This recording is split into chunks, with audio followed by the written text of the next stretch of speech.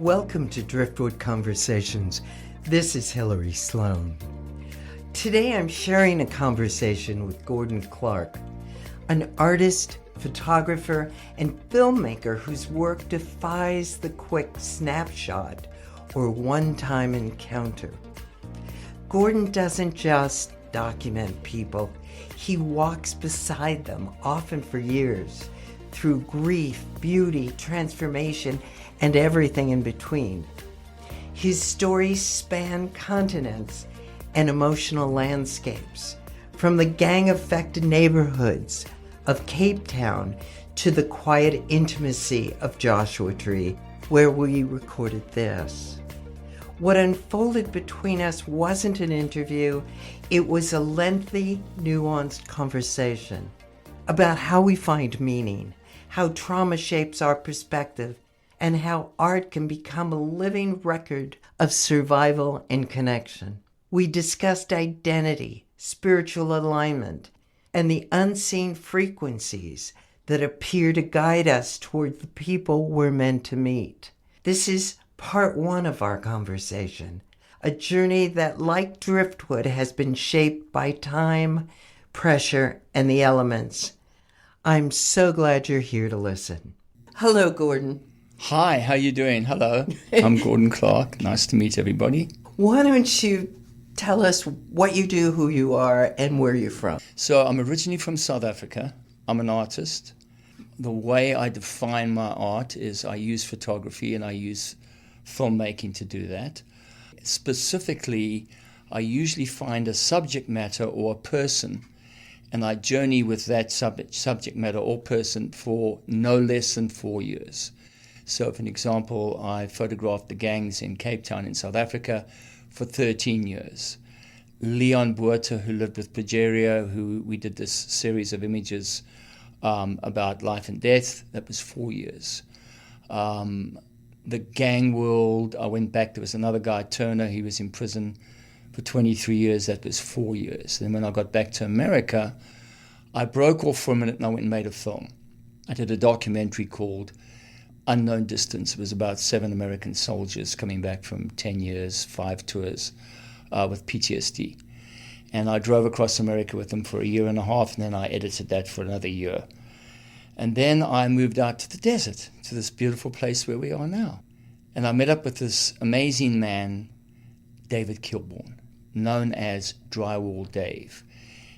Let me just add in here that the desert you're talking about is Joshua Tree and the Morongo Basin. That is correct. That Okay. is correct. So Drywall Dave, and this brings me to my point of how do I get to these places where I engage with these people? What is it? What is that frequency that connects me? So for an example, I'll give you an example. When I did the gang world in South Africa and I got back to America, I was still carrying this frequency, as much as you don't know it, because it's not visible and you're no longer in Cape Town or in South Africa, you're now in America. There's a residue that stays with you. It's a frequency. So Go a little deeper into frequency. What do you mean by that word? I'm going to get to that word now. Okay, I'm go going to ahead. explain to you how that all works. Okay. So the way I see it is, if you look at your subconscious as a corridor, and down that corridor are all these doors filled with historical information of your life and what you've done in your life. And those doors open randomly, depending on how they triggered.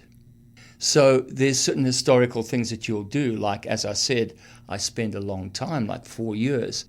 So I gather in that corridor, in those different rooms, different aspects and frequencies that align themselves. Not consciously, they happen on their own. I don't force anything to happen. So an example, I get back after doing the gangs, I'm in Santa Monica, and I walk out of this Mexican restaurant, and then I go, oh, did I leave my keys behind? Yes, I did. So I walk back into the restaurant, and there's this guy with a cowboy hat on, holding my keys. He said, are these yours? I said, yes. And he said, hi. He said, you got an accent. I said, I'm from South Africa. I said, who are you? And he introduced himself. His name was Douglas Brown. And I said, what are you doing? He said, well, I'm off to Malibu. But which way is Malibu? So I said, well, you go down the road and you turn right and you get onto the highway. I said, well, I'm going that way. Do you need a ride? Yes, I need a ride. He was going to train somebody's horse. Okay. And he was the soldier with PTSD. So that frequency, that alignment happened. I didn't make it happen. He had the keys in his hand. He handed me. If I'd had the keys in my hand, I would never have met him. It would never have happened. But it was all aligned to that same kind of energy, down that same corridor of why would I even want to go down that road again? So we drive into Malibu. A month later, I'm making a documentary about this guy and him coming back from war after 10 years, 5 tours as a sniper. Why? I couldn't answer that question. All I can say is that frequency is what aligns you. It brings you to the same thing. So then after that, that was really, really a difficult journey for me because I'm driving in a rent-a-car across America for a year. I've got a camera in my hand, film camera. I got him as an assistant, no crew, because they don't want to have anyone around them. They're too freaked out, making a film. Then I get done with that film, and it had tremendous success. We won the Beverly Hills Film Festival. I was like, I can't do this anymore. Let me go to the desert. Okay. So I come out to Joshua Tree. And a friend of mine, Seymour, said, come out here, see what.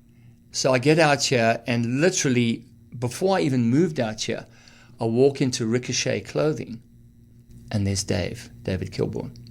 And he starts telling me about Amy, his wife that had passed on. And he's dressed up, and he's got all these brooches on him, and he's phenomenal. So immediately I put him in one of my music videos. And then that escalated. So that's the frequency. The frequency that you can feel, you become aligned to it, and that comes from the history of all the other work that I'd done with Leon Buerta, who I'd met in the street in Cape Town, who lived with Pageria. He wanted me to photograph him in sort of theatrical way of life and death, all the way to the end. And I did that. So I never made judgments. I never made a call. I just seeked what I was going after to, I wanted to do something. And these things aligned themselves. The gang world in South Africa, the 13 years, was directly aligned to my mother's history of being an orphan and being mixed race. I didn't know that either until I'd done 10 years in there. And then my mother went for her DNA test, and also she was an orphan, so she was sort of living with me in Cape Town. So all these frequencies, that's why I have this reference of this corridor with these doors and these rooms filled with our history and stuff that we don't even know about. But when certain things ignite them, there's no lock on that door.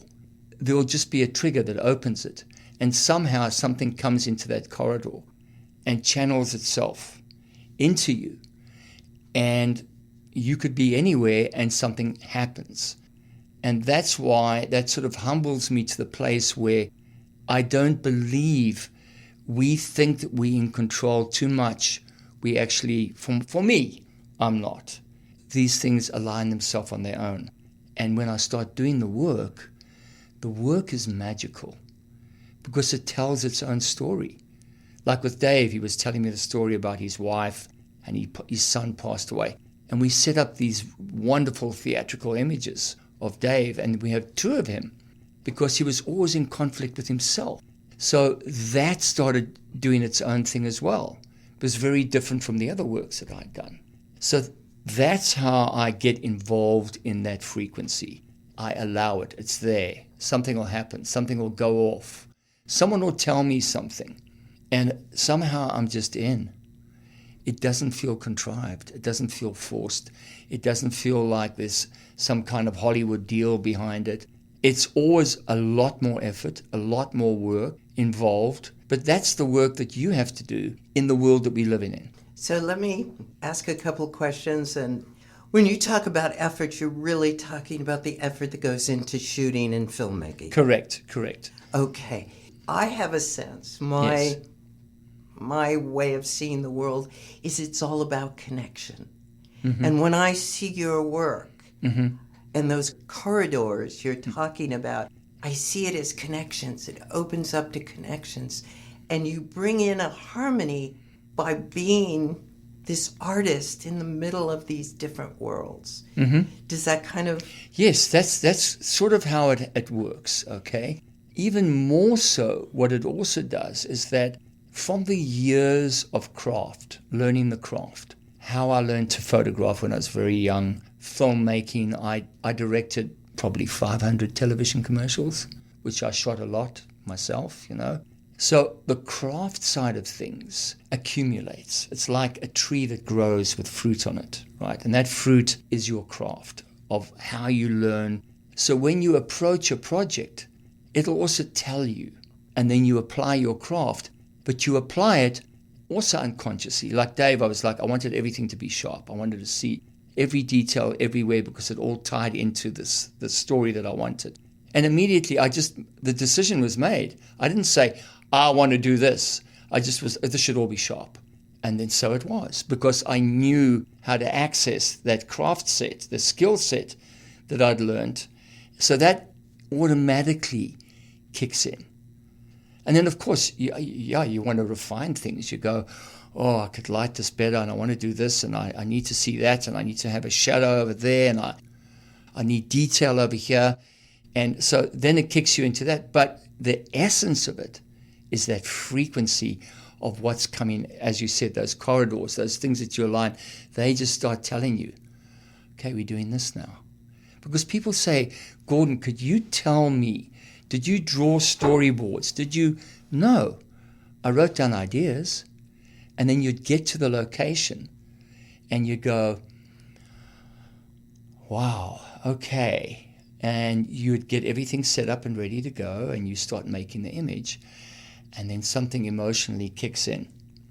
And, you know, like in the case of Dave, you know, we went to the location, we had a look, he was like, well, what am I here? I said, well, you're the angel and the devil. Oh, we've got to get wings. So we ordered the wings. Dave ordered the wings. The wings arrived. Now we've got to find a way to clip them on the back, and we're there in the lights. So everything is planned within an inch of its life. But then when you're in there, there's that expression, that thing that comes through you, and that relationship that you have with your subject, that gaze between you and them is so aligned to when you know, when you pull that trigger, you can feel that thing happening.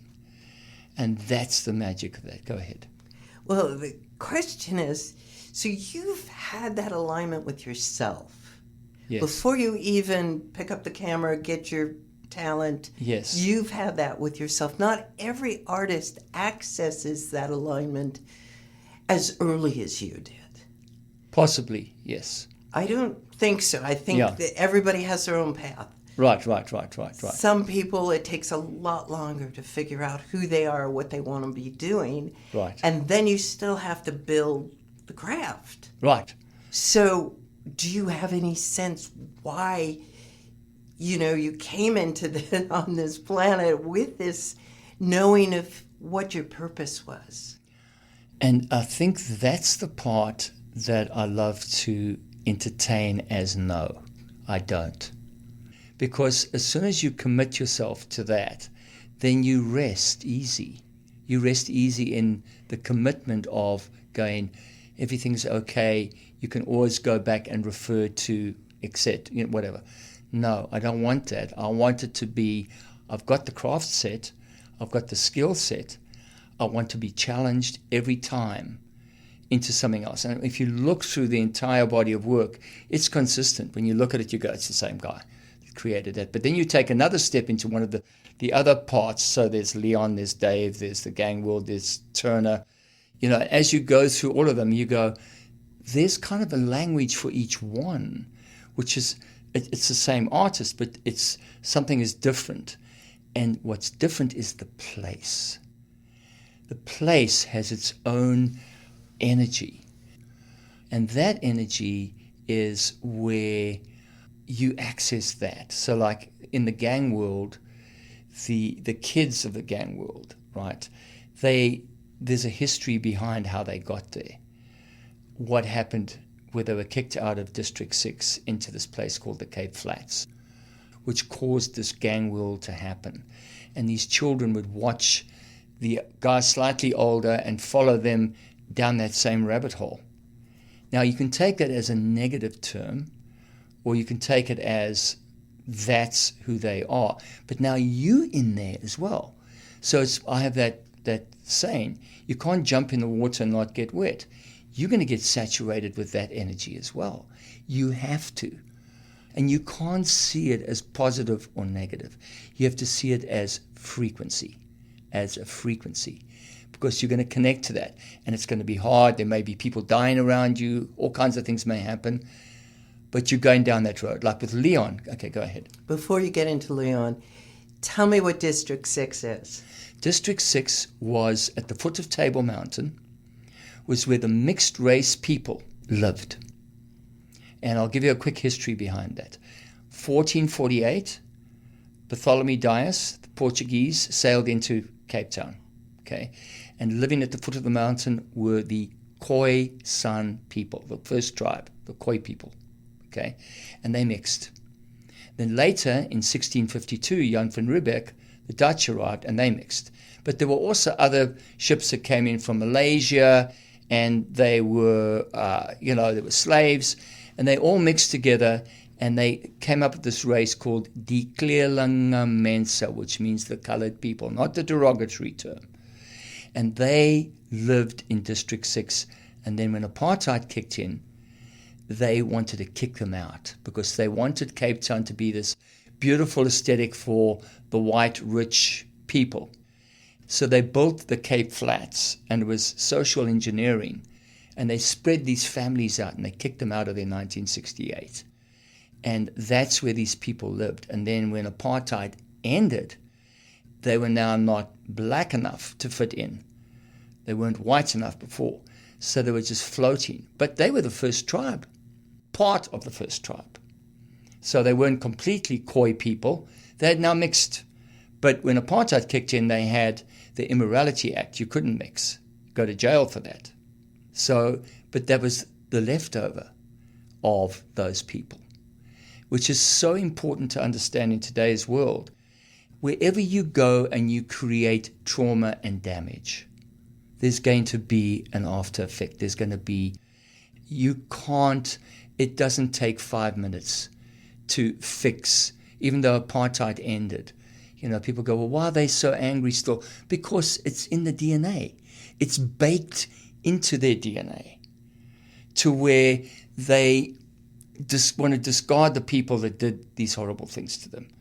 And it's not even something, it's the same frequency. It's that same corridor.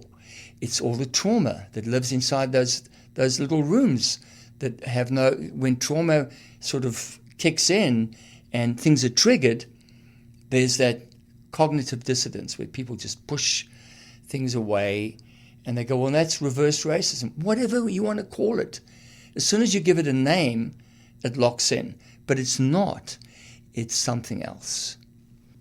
You have gravitated to tell the story of this trauma in a way. Correct. Even to Dave, who lives in Joshua Tree and White, and he also carries a certain trauma. Everybody does. We all do. No one gets away with anything. We have both positive and negative things going through us every day as human beings. And as an artist, I've acknowledged that from a long time ago. Through those works, it's taught me to be that way. That's for me. I'm not trying to push this onto anyone else. This is how I've survived. This is how I operate as an artist. I allow these things to come through me, and people go, well, some of it's negative and everything's positive and negative. The whole world is positive and negative constantly. And parts of that stuff are triggered by the stuff that's happened in your life, or even something you may see on the news, or something can trigger anything. So how do you day by day cope with it? I embrace it and love it. I love that I'm aware of it. I love that I have this historical document through my work that I can look at and I can recall parts of my life through my art, and I can look at it and I can go, I can feel everything that I've created around me. That's the evidence in the work. And that's what keeps me going. And that's why when I'm always creating new stuff, I'm going to be doing something else. And I really hold on to that because it is the way I create. And sometimes it's a lot more complicated and more difficult because there's certain people that are not going to align themselves with a commercial way of doing things because I like to do things slightly differently. And I did that. I was in the commercial world. I went and directed, gee, honey, this cake is moist. And you're poisoning people to make a lot of money. Was that here or South Africa? That was America. And South Africa, but mostly America. Wow. So, Seymour, tell me about him. Seymour, the guy that passed out here? Yeah. So Seymour, I knew him in South Africa, and I also knew him here. You mean Seymour or you mean Leon? Leon, yes, yeah. Leon. So Leon was phenomenal because Leon, I met him on the street in Cape Town, okay? And I met him at a gallery as well. So I'd seen him, and he came up to me, and he had seen some of my work in the gang world, okay? He was very conscious. He was a great little painter, a great little artist as well. Phenomenal. And he came to me and he said to me, do you want to create some images of me with me? Describe him. He's about 3 foot tall. He's living with progeria, which is a rapid aging condition. He looks ancient. He looks like he's 90 years old. He was in a 20 at the time when I met him. He was in a 20-year-old body. But what's also interesting is most people that get progeria, they die between the age of 16 and 18. But he had a triple bypass surgery, which kept him alive. So then after meeting Leon, he said to me, here's my phone number. I'll understand if you don't call me. Well, I called him the next day, and I went to visit him, okay? And he said to me, Gordon, I'm going to kick the bucket soon. I want to do theatrical images of myself about life and death. Are you interested? I said, yes, let's start now. The next day we started, and I shot most of it on 4x5, which you know how complicated that is on film. And we just got into each other's world, and over 3 years we created this body of work. And it was extraordinary. And then we had a show in Amsterdam, which you saw when you watched the video. We had a show in Amsterdam, and there was this woman there that fell in love with him. It was a phenomenal story. But he knew all the time there was always things, and he had a sense of humor about it. And as that 3 years went by, we kept thinking every day, he could go. When we went to Amsterdam, his mother said, but Leon, you may die. He said, well, if I kick the bucket and I'm on the plane, then that's what's going to happen, but I'm going to Amsterdam. So it was always on the edge, and that put me in a place as well, because I'm not just an observer. I'm living in the life of myself and that person simultaneously. So I'm filling up another room with another body of work and another journey with somebody that's dying. We all dying, but for him, it was rapid aging, rapid dying, going quickly. So as the journey progressed, he kept pushing the envelope, going, Gordon, let's go further. Let's photograph me, paint me red, do this. He just wanted to keep going, and I kept going with it. Myself, not just what he wanted. I kept pushing myself. That sort of extended my perception of creating art and what I wanted it to be, Once I did that, then other works around me were starting to do that as well. I kept going, we need to go further. There's more. So he helped that. He was one of the people that ignited that, not knowing that he was doing it to me and to himself and to the art as a whole. So we pushed it really hard, to the point where you can see on the cover here is him naked at the end, and that shot's called Suspended Between Life and Death, and it was 3 months before he died. So I'm looking at a book that you had made in South Africa. Correct. And he almost looks like he's in the womb. Absolutely. He's so thin, and the bones are showing. I mean, Yes. we'll put some links to your work and where they can see some of Sure. these images. But yeah, he looks like he's back in his mother's womb. Yeah. And It's that's where he amazing. went. So that was Leon. That was an extraordinary journey. And while I was doing Leon, that's when Ernie came along, the gangster guy. And we can get into that story if you like, because Ernie was the godfather of the 28 gang in Cape Town. He was the head guy. And he had seen some of my work with one of his assistants of Leon. And so he had his assistant call me up, got my number from the gallery. Ernie wants you to take his picture. So I looked him up. Oh my God, this is crazy. This is really pushing down that really deep hole, you know. But I was like, okay, well, so I did some research on him, and his family were from this tiny little town where they made rooibos tea and veldskoen, which is shoes, which you had to drive 4 hours on a dirt road just to get there. It was called Wuppertal. So I thought, well, wouldn't it be a great idea if I took this godfather character and I photographed him like a child in his little red shorts. And then this other kid that he introduced me that I saw when we went into gangland, Quintino, was this 4-year-old kid.